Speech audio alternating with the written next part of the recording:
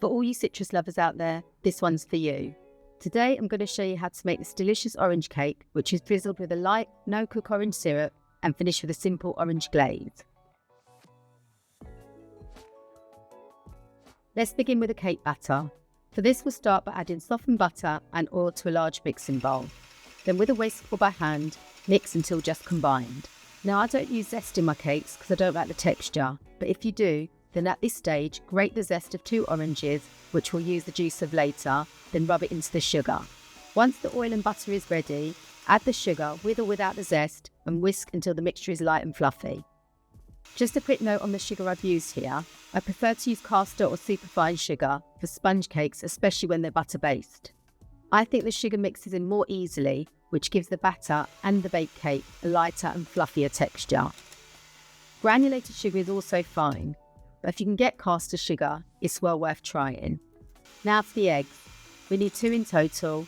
Add 1, mix well, then add the next.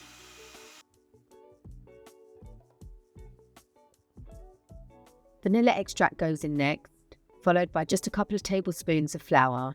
Now using a spatula, mix gently until combined.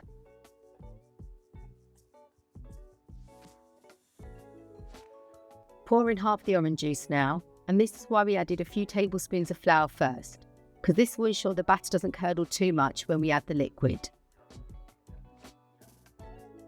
Fold gently until all the juice is mixed in, then go in with half the remaining flour and continue to fold.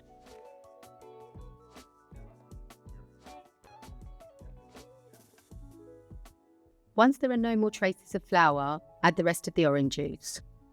The mixture might look like a bit of a mess now, but keep folding until the batter is smooth.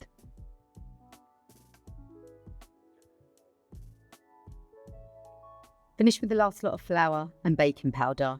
Once again, fold through until there are no traces of flour left, and that's the cake batter done. Pour the batter into a loaf pan lined with baking parchment and bake for 30 to 35 minutes or until an inserted toothpick comes out clean. I've added the measurements of my loaf pan here and to the description box below.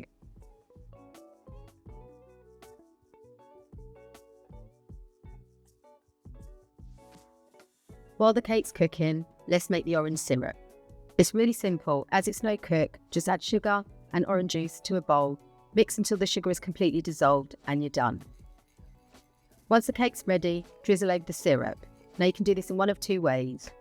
Either pour the syrup freely over the cake when it's still in the loaf pan, or then you've got to be quite careful when you remove it from the pan because it'll be quite soft. Or remove the cake from the loaf pan first, but then you've got to drizzle the syrup over quite slowly. If you try to pour it quickly, like you can do in the first method, the syrup might leak out the cake as there's no pan to hold it in. Now let the cake cool completely, and in the meantime we can get on with making the glaze. Again, very simple. This time mix powdered or icing sugar with orange juice and stir until smooth. You can leave this step, the cake is really tasty as it is.